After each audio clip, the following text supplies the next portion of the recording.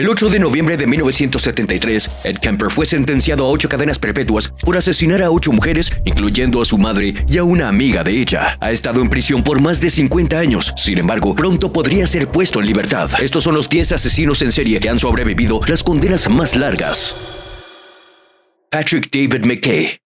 En la década de los 70, Patrick asesinó a 2 viudas y a un sacerdote. También le dijo a la policía que había matado hasta otras 8 personas, incluyendo a una niñera y un menor, pero luego retiró su confesión. Patrick David McKay nació el 25 de septiembre de 1952 y creció en un hogar abusivo, donde era golpeado regularmente por su padre alcohólico. Como resultado, McKay tuvo un bajo rendimiento académico, intimidaba a sus compañeros más jóvenes y frecuentemente hacía berrinches. Un compañero de clases lo describió más tarde como un pequeño terrorista. También mostró crueldad hacia los animales y a menudo le arrancaba las alas a los pájaros. Desde joven comenzó a cometer actos delictivos, incluyendo incendios provocados y robos. Incluso intentó matar a un niño más joven que él y luego dijo que habría tenido éxito de no haber sido retenido. A los 15 años, McKay fue diagnosticado con tendencias psicópatas y fue internado en un hospital psiquiátrico. Fue liberado 4 años después y considerado no peligroso para la sociedad, pero estaban completamente equivocados. En 1972, tras la liberación de McKay, las áreas acomodadas de Londres, Chelsea y Knightsbridge fueron sumergidas en una ola de delitos menores, incluyendo robos, asaltos y hurtos. Los ataques estaban dirigidos específicamente a mujeres ancianas. El atacante no identificado se ganaba la confianza de estas señoras y lograba entrar a sus casas antes de llevar a cabo sus crímenes. Más tarde se descubrió que McKay era el responsable de estos delitos y fueron ejecutados con el mismo modus operandi que McKay utilizaría luego de asesinar a sus víctimas. El 14 de febrero de 1974, Isabella Griffith, de 84 años, fue agredida físicamente, estrangulada y apuñalada en su casa en Chelsea por McKay. Sin embargo, la policía no pudo identificarlo como el perpetrador y los robos y hurtos menores continuaron en la zona. 3 meses después, la anciana Adele Price también fue asesinada en su casa de Chelsea por McKay, quien había entrado en su propiedad pidiendo un vaso de agua. Luego McKay asesinó al padre Anthony Crean en un ataque frenético usando sus puños, un cuchillo y un hacha en el pueblo de Sharon, Kent, cerca de la casa de su propia madre. El cuerpo mutilado del sacerdote de 63 años fue dejado flotando en una bañera llena de agua ensangrentada. 2 días después, el asesino en serie fue arrestado después de que un policía que investigaba recordara un incidente ocurrido algunos meses antes, en el que el joven McKay había hecho amistad con el sacerdote solo para irrumpir en su casa y robar un cheque por 30 libras. Las huellas dactilares de McKay fueron tomadas al ser arrestado y coincidieron con las encontradas en las escenas de los asesinatos de Isabella Griffith y Adele Price. Cuando fue confrontado, McKay confesó los 3 asesinatos, pero le dijo a la policía que había matado a 8 personas más desde 1973, muchos de ellos asesinatos sin resolver. Sin embargo, retiró estas 8 confesiones antes de enfrentar el juicio. En 1975, McKay fue condenado por 3 cargos de homicidio involuntario. Fue sentenciado a cadena perpetua con un término mínimo de 20 años. Ha estado tras las rejas durante 48 años y se le ha negado repetidamente la libertad condicional. En 2017, se le otorgó permiso para trasladarse a una prisión abierta con privilegios de liberación diurna, y en mayo pasado fue visto con una perilla, gafas y una gorra de béisbol. Llevaba lo que parecía ser en sus pantalones el chándal proporcionados por la prisión mientras paseaba tranquilamente por la estación de autobuses del centro de la ciudad. Ahora, McKay se hace llamar David Groves y, a juzgar por su apariencia, parece que podría convertirse en un hombre libre más pronto que tarde. Elmer Wayne Handley. En 1971, Dean Corll, uno de los asesinos en serie más brutales de Estados Unidos, se cruzó con Elmer Wayne Handley Jr., pero en lugar de asesinar al joven de 15 años, Corll lo tomó bajo su tutela. Ninguno de los dos sabía cómo este encuentro cambiaría sus vidas y pondría fin a muchas otras. Handley creció en un hogar de violencia y abuso. Su padre alcohólico lo atormentaba hasta que su madre huyó con los niños cuando él tenía 14 años. Pero las cicatrices de su infancia permanecieron y anhelaba una figura paterna. Creyó haberla encontrada en Dean Corll. Desafortunadamente, esto lo llevaría por un camino oscuro y mortal. Handley conoció a Corll a través de otro cómplice adolescente del asesino en serie, pero no fue una reunión ordinaria. Handley estaba siendo vendido al asesino en serie. Sin embargo, Corll vio algo especial en Handley y le hizo una oferta en lugar de matarlo. Le dijo que pagaría $200 por cada chico que pudiera traerle, y más si eran atractivos. Tentado por el dinero, Handley aceptó ayudar. encontró a un chico que le gustaba a Coral y lo invitó a fumar marihuana, atrayéndolo al apartamento de Coral. Al día siguiente, a Henley le pagaron $200 según lo prometido. Supuso que el niño había sido vendido a la organización de Dallas de la que Coral formaba parte, pero luego descubrió que Coral lo había agredido sexualmente y asesinado. Henley estaba horrorizado. Sin embargo, no fue a la policía y ni siquiera se detuvo. Ayudó a Coral a atraer y asesinar varias víctimas más, incluyendo a algunos de sus propios amigos cercanos. Para el 25 de julio de 1973, Henley había ayudado a llevar más de 24 chicos a muertes horribles a manos de Dean Coral y de él mismo. Henley posteriormente le dijo a los investigadores: o disfrutas lo que haces, que fue mi caso, o te vuelves loco. Así que cuando hacía algo, lo disfrutaba y no pensaba en ello después. Pero un día decidió poner fin a todo. El 8 de agosto de 1973, Henley llevó a sus amigos Tim Kearley y Rhonda Williams a la casa de Coral para una noche de diversión. Sin embargo, Coral tenía otros planes para ellos. Los cuatro se drogaron y una vez dormidos, Coral los ató y les tapó la boca. Luego arrastró a las dos víctimas a su dormitorio y las amarró a su tabla de tortura. Pero mientras acosaba a Kearley y Williams, Henley entró en el dormitorio sosteniendo el arma de Coral. Algo en Henley se rompió esa noche. Le dijo a Coral que no podía permitir que siguiera matando a sus amigos y que eso tenía que terminar. Henley entonces le disparó a Coral una vez en la frente. Cuando esto no lo mató, le disparó 5 veces más en la espalda y el hombro. Después de matar a Dean Coral, Henley desató a sus amigos, tomó el teléfono y llamó al 911. Le dijo al operador que acababa de disparar y matar a Coral y luego les dio la dirección de la casa en la que estaban. En julio de 1973, Elmer Wayne Henley fue acusado de 6 cargos de asesinato, pero no fue acusado de matar a Coral, ya que el tiroteo fue considerado en defensa propia. Fue sentenciado a 6 cadenas perpetuas consecutivas de 99 años cada una. Mientras estaba encarcelado, el programa 48 Hours entrevistó a Henley en prisión. Henley le dijo al entrevistador que creía haber sido reformado.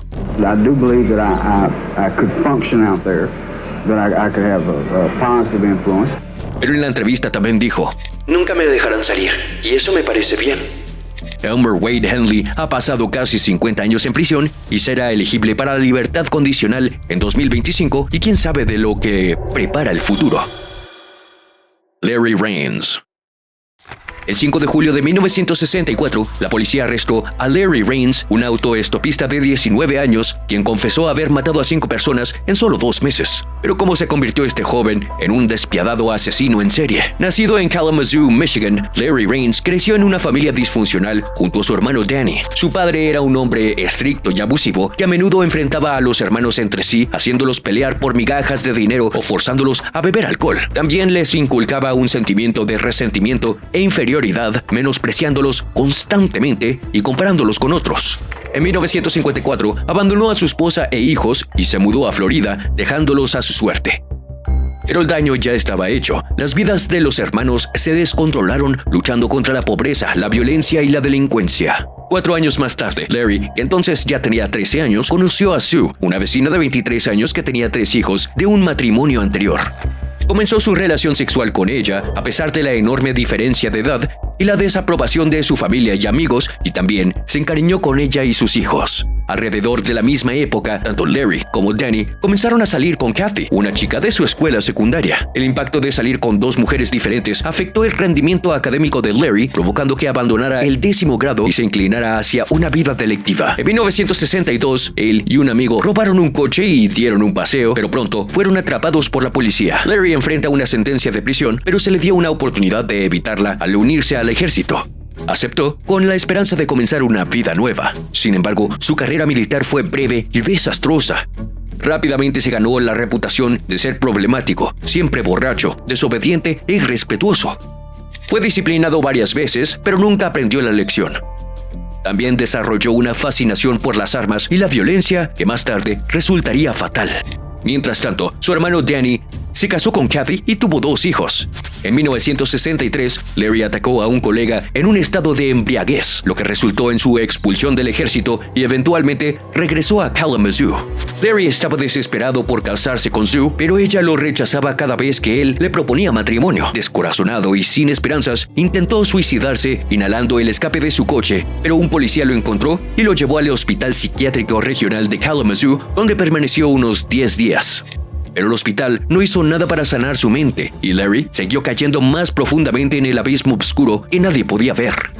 El 30 de mayo de 1964, Larry pidió un aventón a Gary Albert Smock, un maestro de la escuela de Plymouth de 30 años que estaba conduciendo por Kalamazoo. Larry sacó una pistola y obligó a Smock a meterse en el maletero, donde lo encerró. Mientras Larry conducía, Smock intentó escapar, pero Larry detuvo el coche, lo ató y le disparó 2 veces en la parte posterior de la cabeza. Luego tomó $3 y otros objetos de valor de Smock y dejó el coche al lado de la carretera, donde un policía lo encontró unas horas después. Larry se jactó del asesinato entre algunos amigos, lo que llevó a su captura. El 5 de junio de 1964, la policía arrestó a Larry fuera de la casa de su amigo. No opuso resistencia y luego confesó haber matado a Smock. En la comisaría, también admitió haber matado a 4 personas en diversas estaciones de servicio. Dijo que lo hizo por dinero y planeaba suicidarse después de gastarlo todo en comida y alcohol, pero nunca lo hizo. Fue enviado a un hospital psiquiátrico, donde fue declarado insano. Los médicos creían que tenía un odio profundamente arraigado hacia las estaciones de servicio porque le recordaban a su padre abusivo.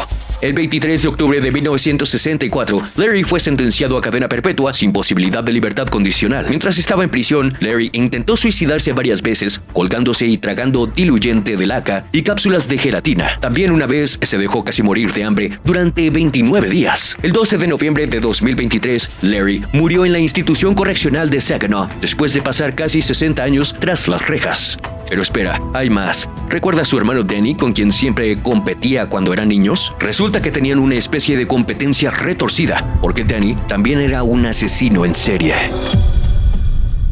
Danny Rains.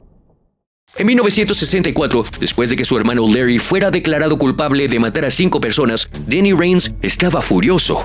Culpaba a su padre por los abusos que habían sufrido cuando eran niños, lo que los había convertido en monstruos. Comenzó a pelear con su esposa Kathy más a menudo y mostró signos de desviación sexual.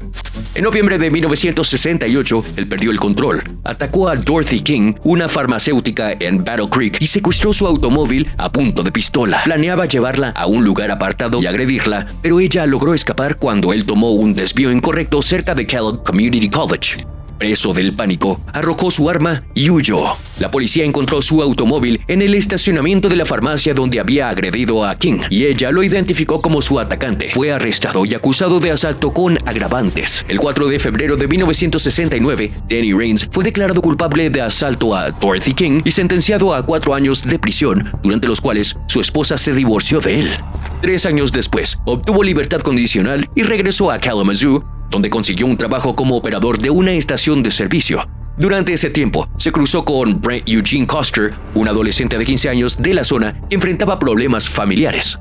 Tras su encuentro, Danny ofreció a Custer un lugar para quedarse en uno de los remolques de su novia e incluso lo ayudó a conseguir un trabajo. Debido a la falta de influencias positivas en la vida de Custer y considerando su joven edad y el apoyo de Danny, no pasó mucho tiempo antes de que se dejara influenciar y se convirtiera en el compañero de delitos de Danny. El 5 de julio de 1972, Danny y Custer agredieron sexualmente y mataron a Linda Clark y Claudia Bidstrup en la gasolinera donde Danny trabajaba en ese momento. Después de matarles, la pareja envolvió los cuerpos en una manta y les colocó en la parte trasera de su auto. Custer condujo el automóvil hacia una zona boscosa cerca de Galesburg, donde prendió fuego para eliminar pruebas potencialmente incriminatorias. Los restos de las víctimas fueron encontrados por un motociclista que pasaba. El 5 de agosto, mientras conducía cerca de Western Michigan University, recogieron a la autostopista Pamela Furno. Amenazando a la niña con un cuchillo, llevaron a Furno a los bosques que rodean el lago Morrow, donde las agredieron sexualmente varias veces antes de que Danny las estrangulara con una bolsa de plástico. A pesar de las instrucciones de Danny, Custer confesó su culpabilidad en los asesinatos a varios trabajadores de la calle, uno de los cuales resultó ser informante. El 5 de septiembre de 1972, Custer fue arrestado e interrogado. Admitió culpabilidad de los asesinatos y también implicó a Danny Rains, quien fue arrestado esa misma noche. Durante el juicio de Danny, Custer desempeñó un papel crucial como testigo clave para la fiscalía. Danny fue encontrado culpable y sentenciado a cadena perpetua sin posibilidad de libertad condicional. El 29 de enero de 2022, Danny Rains falleció por causas naturales en la instalación correccional de Lakeland. Tenía 78 años y había pasado casi 50 años tras las rejas. ¿Pero qué pasó con su cómplice? Brent Eugene Custer.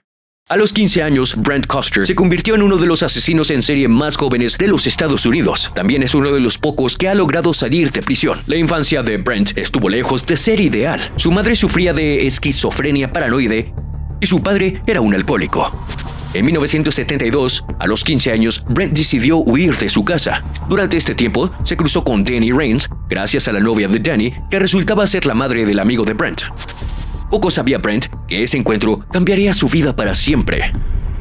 Danny Rains, al ver potencial en el joven e impresionable Brent, lo tomó bajo su ala. Creía que Brent sería el compañero perfecto para sus crímenes. Juntos emprendieron una aterradora serie de asesinatos, terminando con la vida de 3 mujeres inocentes. Eventualmente, la ley los alcanzó. Como parte de un acuerdo de culpabilidad, Brent testificó contra Danny y fue acusado de asesinato en segundo grado.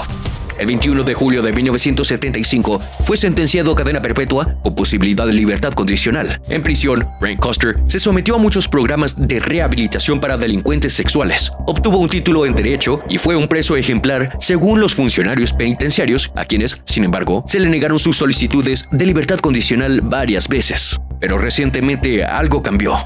En septiembre de 2020, en otra audiencia de libertad condicional, teniendo en cuenta el aparente remordimiento de Coster por los crímenes y su joven edad cuando los cometió, finalmente aprobó su solicitud, considerándolo improbable de reincidir.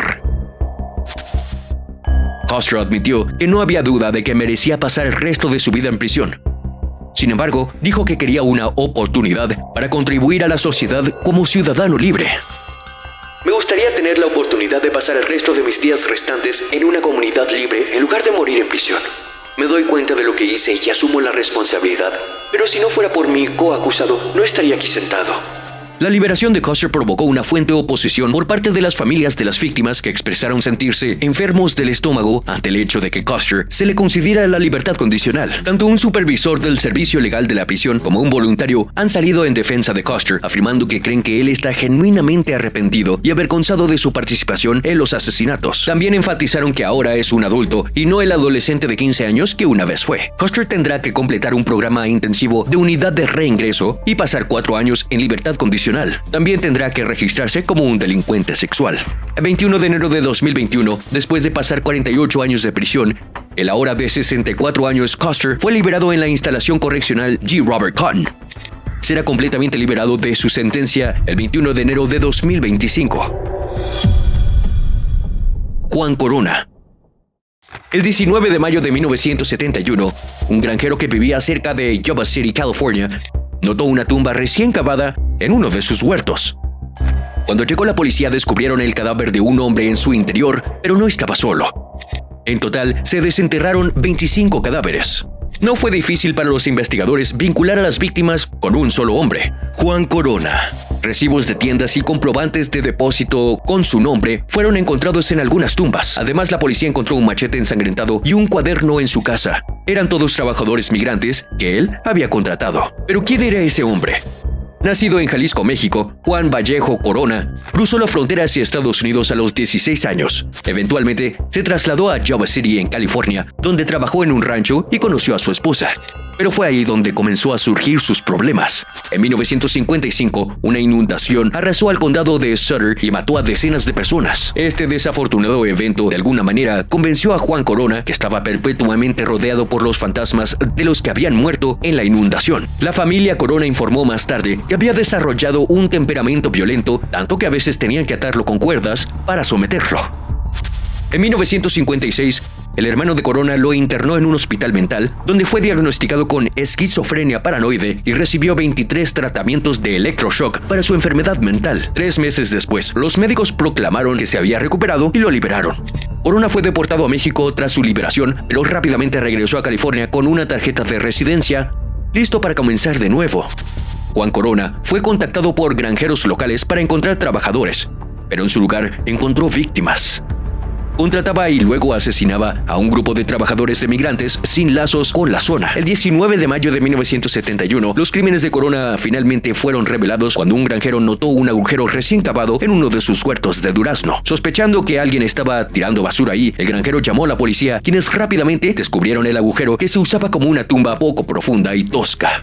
En el transcurso de varias semanas, los investigadores desenterraron 25 cuerpos. Varias de las víctimas tenían recibos u otros documentos en nombre de Juan Corona, y cuando la policía registró la casa de Corona, encontraron un machete manchado de sangre, una cavadora de agujeros, una pistola y un cuaderno con los nombres de 8 de las víctimas. Lo arrestaron y fue apodado el asesino del machete. En enero de 1973, Juan Corona fue sentenciado a 25 cadenas perpetuas consecutivas.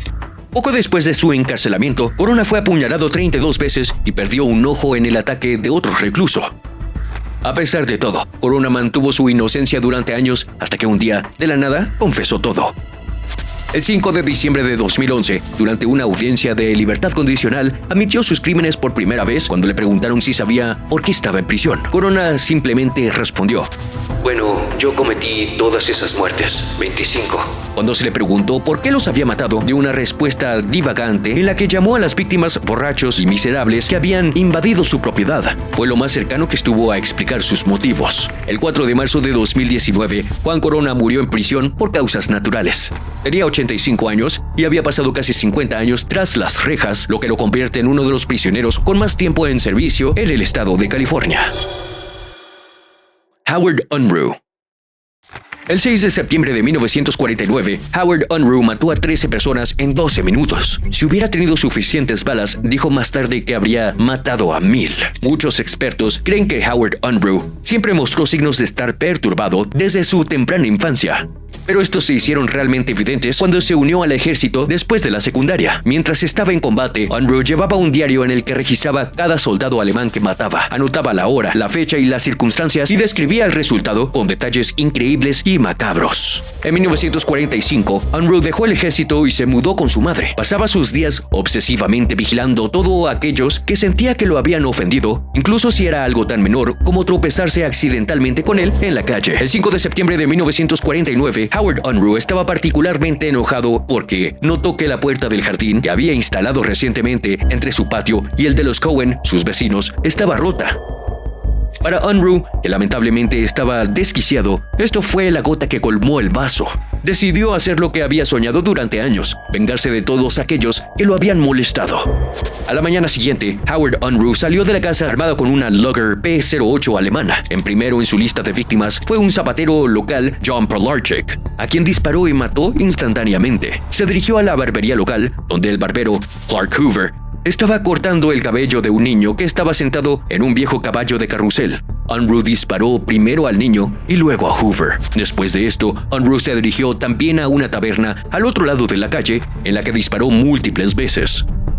Luego, Unruh se dirigió a la farmacia local, el lugar de trabajo de quizás sus objetivos más buscados, sus vecinos, Maurice Cohen y su esposa Rose. Mientras iba de camino a la farmacia, un transeúnte se cruzó accidentalmente con Unruh y Unruh le disparó sin pensarlo 2 veces. Los Cohen vieron venir a Unruh, pero no fueron lo suficientemente rápidos. Rose se había escondido en un armario y recibió varios disparos. La madre de Maurice, Minnie, que intentaba llamar a la policía, también fue baleada.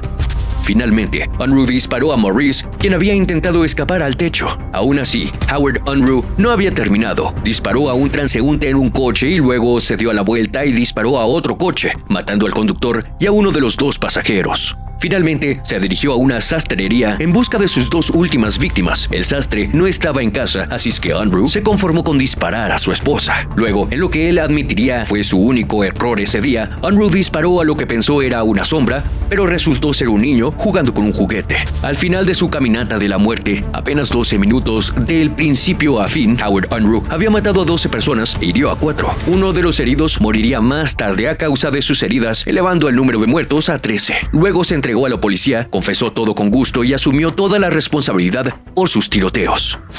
Matar es un pecado, les dijo, y debería recibir la silla eléctrica. Pero Unruh nunca respondería realmente por ese pecado de la manera que él consideraba adecuada. Howard Unruh nunca fue juzgado por lo que podría haber sido el primer tiroteo masivo moderno en la historia de Estados Unidos. En 2009, murió en el hospital psiquiátrico de Trenton después de haber estado ahí más de 60 años, convirtiéndolo en uno de los prisioneros con más tiempo en servicio de la historia de Estados Unidos. Sus últimas palabras fueron: Hubiera matado a 1000 si hubiera tenido suficientes balas. Carlos Eduardo Robledo Puch. En 1980, un asesino en serie apodado el Ángel de la Muerte pronunció una escalofriante amenaza cuando fue encarcelado de por vida y catalogado como un psicópata. Algún día voy a salir y voy a matar a todos. Pero ¿quién era él y qué es lo que hizo? Carlos Eduardo Robledo Puig mató a 11 personas en solo 11 meses, convirtiéndolo en el asesino en serie más prolífico de Argentina. Según los informes, se tardó tanto en atraparlo porque no encajaba en el perfil. Era joven, atractivo, inteligente y provenía de una familia adinerada. Sin embargo, eligió abandonar su vida privilegiada y embarcarse en una ola de asesinatos, ganándose el notorio título de Ángel de la Muerte por disparar a sus víctimas mientras dormían. En mayo de 1971, Robledo Puig cometió su primer asesinato a los 19 años. Él y su amigo de la infancia, Jorge Antonio Ibáñez, irrumpieron en una tienda de repuestos Mercedes-Benz. Encontró a una pareja durmiendo con su hija recién nacida, le disparó mortalmente al marido, hirió gravemente y agredió sexualmente a la esposa. Pocos días después, la pareja robó un club nocturno, llevándose más de 2 millones de pesos en efectivo. Antes de huir, Robledo Puig vio la puerta abierta que daba a una pequeña habitación. Al asomarse, vio a 2 guardias de seguridad durmiendo. Puig abrió fuego de inmediato, matándolos a ambos. 10 días después, Robledo Puig e Ibáñez entraron en un supermercado y mataron al vigilante de 61 años. Luego robaron más de 5 millones de pesos y se bebieron una botella de whisky entera en la escena del crimen como celebración de su éxito. El 13 de junio de 1971, Robledo Puig e Ibáñez secuestraron a una mujer en una carretera de Buenos Aires. Después de conducir hacia una zona apartada, Ibáñez la agredió sexualmente y luego le ordenó que saliera del auto. Robledo Puig le dijo a la mujer que caminaría sin mirar hacia atrás y le disparó 5 veces, matándola. 10 días después, Robledo Puig secuestró y asesinó a otra mujer exactamente de la misma manera. El 5 de agosto de 1971, Ibáñez murió en un accidente automovilístico. Muchos creían que Robledo Puig, quien salió ileso, había provocado deliberadamente el accidente. Sin embargo, la muerte de Ibáñez no detuvo la ola de asesinatos de Robledo Puig. Ya tenía un segundo cómplice, Héctor Somoza, otro amigo de la infancia. Siguieron el mismo modus operandi hasta que Robledo Puig cometió un grave error. El 3 de febrero de 1972, accidentalmente disparó y mató a Somoza durante uno de sus robos. Intentó ocultar su identidad quemando la cara de su compañero con un soplete, pero olvidó revisar los bolsillos de Somoza que contenía su identificación. 3 días después, la policía capturó a Robledo Puig y fue acusado justo después de su 20º cumpleaños. Fue juzgado y condenado a cadena perpetua tras ser declarado culpable de 11 asesinatos, 17 robos, un intento de asesinato y varios delitos sexuales. Carlos Robledo Puig tiene ahora 70 años y ha pasado más de 50 años en prisión, convirtiéndose en el prisionero con más tiempo de reclusión en Sudamérica. Roberto Puig solicitó una revisión de su sentencia o ser ejecutado mediante inyección letal. Ambas solicitudes fueron denegadas, ya que Argentina no tiene pena de muerte. Robledo Puig no es la única persona en nuestra lista que ha solicitado ser ejecutada como medio para escapar de su larga condena. Robert Maudsley. En la década de los 70, Robert Maudsley mató a 4 personas, uno de los asesinatos ocurriendo en un hospital psiquiátrico y 2 en prisión después de recibir su sentencia de por vida por un asesinato. Nacido en 1953 en Liverpool, Maudsley fue uno de los 12 hijos que fue llevado a un orfanato católico cuando aún era un bebé. Cuando tenía 8 años, sus padres vinieron a llevárselo a casa. Desde entonces, su vida tomó un giro para peor, y no al revés. Fue sometido a años de abuso violento y tan pronto como tuvo 16 años, Maudsley huyó de su hogar. En 1974, pronto se encontró atrapado en una espiral de abuso de drogas y financiaba su hábito trabajando como prostituto. Uno de sus clientes, John Farewell, era el primer hombre que asesinó. Maudsley lo estranguló hasta matarlo después de que le mostrara fotografías de menores de los que había abusado sexualmente. El asesinato de Farewell fue tan violento que la policía lo apodó Azul por el color de su rostro. Como resultado, Maudsley fue encarcelado de por vida con la recomendación de que nunca debería ser liberado y enviado al hospital Broadmoor, que albergaba a uno de los prisioneros más peligrosos del país. Esto no detuvo a Maudsley. En 1977, él y su compañero de prisión, David Cheeseman, se atrincheraron en una celda con el abusador de niños convicto, David Francis, y lo torturaron durante 9 horas. Cuando los guardias finalmente derribaron la puerta, Francis estaba muerto. Maudsley fue trasladado a la prisión de máxima seguridad de Wakefield, en Yorkshire. Una vez más, Maudsley demostró que no se le podía contener. El 29 de julio de 1978, estranguló y apuñaló a Downey Darwood en su celda y escondió su cuerpo debajo de la cama. Y luego, Maudsley acechó el ala de la prisión en búsqueda de su próxima víctima y atacó a Bill Roberts, quien había sido encarcelado por agredir sexualmente a una niña. Apuñaló a Roberts hasta matarlo antes de aplastarle el cráneo con una daga improvisada. Cuando Maudsley estuvo seguro de que Roberts estaba muerto, se acercó tranquilamente a un guardia de la prisión y le dijo: Esta noche habría 2 menos para cenar. En 1983, Maudsley fue considerado demasiado peligroso para permanecer entre la población general de la prisión, por lo que los funcionarios de la prisión construyeron una celda especial con paredes de vidrio para Maudsley en las entrañas de la prisión de Wakefield. Maudsley describió una vez su celda como estar enterrado vivo en un ataúd. No estaba del todo equivocado. La celda es ligeramente más grande de lo normal, con una cama de concreto, ventanas a prueba de balas y muebles de cartón. El inodoro y el lavado están fijados al suelo. Recibe su comida a través de una pequeña ranura y si alguna vez sale de su celda, debe ser escoltado por al menos 4 guardias. En el año 2000, Maudsley acudió a los tribunales en un intento de que se le permitiera morir. Escribió en una carta: pido una simple cápsula de cianuro que tomaré voluntariamente y el problema de Robert John Maudsley puede resolverse fácil y rápidamente. Obviamente su solicitud fue denegada y sigue en confinamiento solitario hasta el día de hoy. Encerrado hace casi 50 años, Maudsley es el prisionero con más tiempo de reclusión en el Reino Unido y recientemente rompió un récord mundial por el tiempo más prolongado pasado en confinamiento solitario. Edmund Kemper. En la década de 1970, Edmund Kemper asesinó a 8 personas y se entregó a la policía porque estaba molesto de que no lo estuvieran persiguiendo después de su último asesinato, en el cual las víctimas fueron su propia madre y una amiga cercana a ella. El 18 de septiembre de 1948 nació en Burbank, California, y el futuro asesino en serie tuvo una infancia turbulenta. Su madre, Clarnell, era una alcohólica con trastorno de personalidad límite, quien constantemente lo menospreciaba e insultaba, destruyendo su autoestima al decirle que ninguna mujer lo amaría jamás. Kemper también mostró un comportamiento perturbador desde joven. Solía obligar a sus hermanas a participar en juegos inquietantes como la silla eléctrica y la cámara de gas. Es como si estuviera adivinando su propio futuro oscuro. En 1957, Kemper comenzó a actuar según sus tendencias violentas. Después de que su padre abandonó la familia, el joven mató a sus 2 gatos. Llegó a enterrar vivo a uno de ellos y luego lo decapitó. Cuando cumplió 14 años, Kemper se escapó de la casa de su madre para vivir con su padre. Sin embargo, su padre ya se había vuelto a casar y lo envió a vivir con sus abuelos. Fue allí con sus abuelos donde Ed Kemper se convertiría en un asesino por primera vez. El 27 de agosto de 1964, Kemper se encontró en una acalorada discusión con su abuela. En un arranque de ira, le disparó en la cabeza con un rifle calibre 22 que le pertenecía a su abuelo. Cuando su abuelo se acercaba a la casa, Kemper también le disparó. Más tarde confesó que solo quería saber qué se sentía matar a la abuela.